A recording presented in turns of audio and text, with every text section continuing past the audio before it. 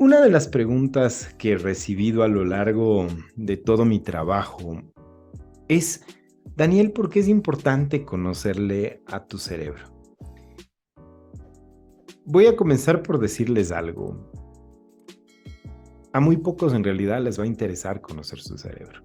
De hecho, nosotros hasta cerebralmente hemos desarrollado ciertas barreras que impiden que el cerebro quiera conocerse a sí mismo.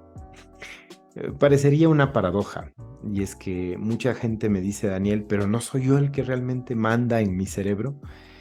En realidad, no. Y entonces, ¿quién es el que está dentro y por qué hago lo que hago y pienso lo que pienso? Y si no tengo control de mi cerebro, entonces estoy perdido. En cierta proporción te puedo decir que sí. ¿Por qué la gente no quiere conocer a su cerebro? Cuando nosotros hablamos del cerebro, necesariamente vamos a tener que hablar de las acciones que tenemos a lo largo de nuestra vida. Puedo decirles que un elevado porcentaje de la humanidad tiene basadas esas acciones también en un porcentaje elevado de autoengaño. Es decir, hemos comprado roles más que identidades. Roles como ser un buen esposo, como ser un buen padre, como ser un buen amigo, como ser un buen hijo, como ser un buen hermano, un buen primo, un buen ciudadano. Todas estas etiquetas que la sociedad nos ha ido poniendo a lo largo de la vida han terminado siendo, de alguna forma, ejes referenciales que a nuestro cerebro le han entregado patrones de conducta para justamente, como la misma palabra lo dice, conducta, aprender a conducirse por ahí. Sin embargo, ¿cuál es el principal problema que tiene el cerebro cuando se encuentra con estos roles? Y es que como están dictados por diferentes estamentos o por diferentes sectores de la sociedad, unos más íntimos, otros quizás mucho más colectivos, nuestro cerebro lo que va a hacer es encontrar a veces en todos estos roles grandes contradicciones. Entonces resulta ser que lo que aparentemente es ser un buen hijo, no necesariamente va a tener compatibilidad con ser un buen padre. Te preguntarás a qué me refiero. Hay veces que nosotros hemos construido un rol de padres frente a nuestros hijos para cumplir mucho más las exigencias que nuestros padres tienen sobre nosotros que las necesidades que nuestros hijos demandan de nosotros. Es por ello que cuando yo trabajo con muchas personas, les pido muchas veces que hablen con sus hijos y les pregunten, por ejemplo, qué significaría cuál sería la definición de un buen padre para ellos. Y asombrosamente lo que se han encontrado son con respuestas que no tienen absolutamente nada que ver con lo que ellos están haciendo. Y no me refiero a esos momentos en los que nuestros hijos nos están pidiendo que seamos permisivos, sino a cosas mucho más sencillas, como por ejemplo el hecho de que aprendamos a sonreírle a la vida, que no nos compliquemos ante las cosas, mientras que mi patrón probablemente como padre es tratar de estar junto a mi hijo en los momentos más difíciles y darle una buena educación. Al referir este tipo de cosas, de dónde vienen, nos vamos a dar cuenta de que esto no viene de nuestros hijos, sino que en realidad viene de nuestros padres. Entonces, si es que yo quiero aplicar las cosas que mis padres me dijeron para satisfacer las necesidades que mis hijos tienen, ya nos vamos a encontrar con esta disonancia natural, esta disonancia sociológica natural, en donde mi cerebro no va a saber qué hacer. Es por eso que el día de hoy quiero contarte por qué es importante conocer tu cerebro. Desde el punto de vista neurocognitivo y con toda la experiencia que he podido tener a lo largo de mi vida, puedo decirte que más que buscar la felicidad, tenemos y debemos buscar el equilibrio. Esto significa aprender a situarnos en un espacio en donde tanto las cosas que hemos aprendido, como las cosas que hemos experimentado, como las cosas que queremos vivir todavía, tengan como una proporción perfecta para poder entregarnos el espacio que necesitamos a lo que se le llama identidad, más que roles.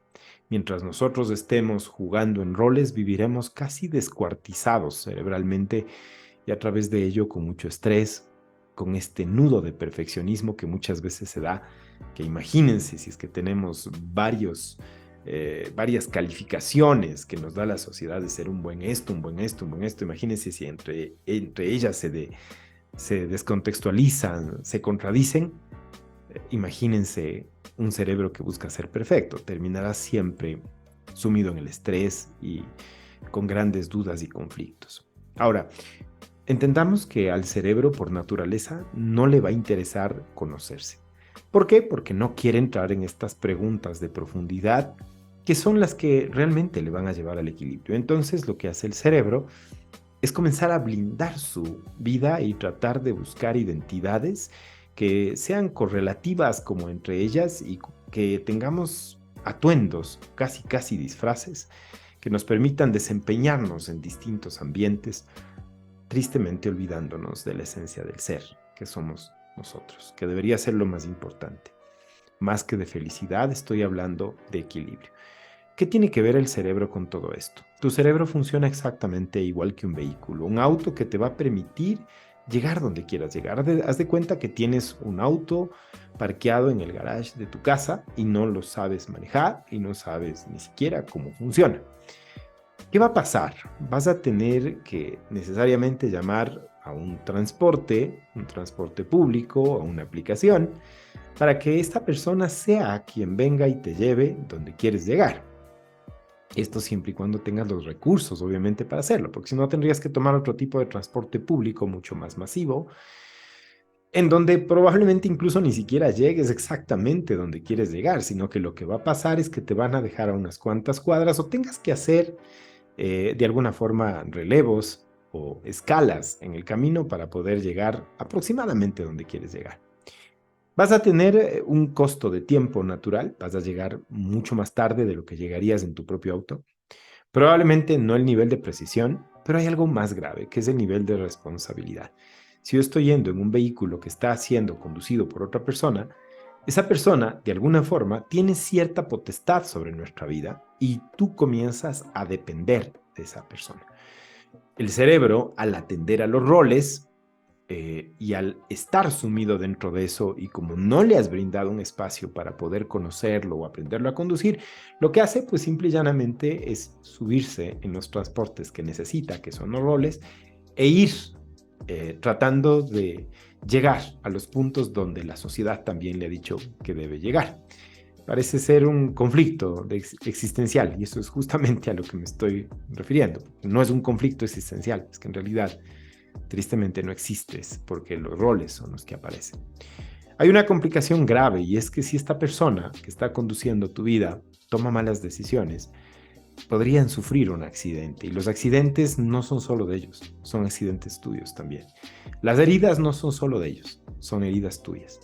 Y a esto lastimosamente se le llama relación de dependencia. Una persona que no tiene la independencia de manejar su cerebro está por ley de vacío, es decir, no existe vacío en la conducta humana, simplemente va a estar condenado a tener una relación de dependencia de otras personas. Y si no, pues hasta el trabajo se llama relación de dependencia.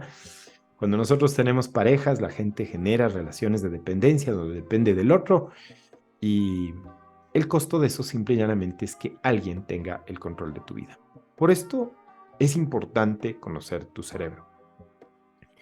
Porque el 90% de las cosas que te pasan en tu vida son incidentes. La palabra incidente viene de incidir, que significa que yo tuve algo que ver con lo que pasó. Mientras que solo el 10% de las cosas que pasan en tu vida son accidentes. Es decir, que tú, solo el 10% de las cosas que suceden en tu vida no pudiste hacer nada, porque la palabra accidente viene de acción, es decir, de una acción que estaba fuera de tu control y que se dio por fuera de ti. Sin embargo, en las relaciones de dependencia vamos a tener una relación exactamente inversa. El 90% de las cosas terminan siendo accidentes y solo el 10% pensamos que yo incido. Esto además de estar en un estado de inconsciencia, porque aunque tú pienses que no decides, sí lo estás haciendo, también tiene un grave riesgo para tu vida. Y es no llegar donde querías, o llegar tarde, o simplemente tener un costo de no existir.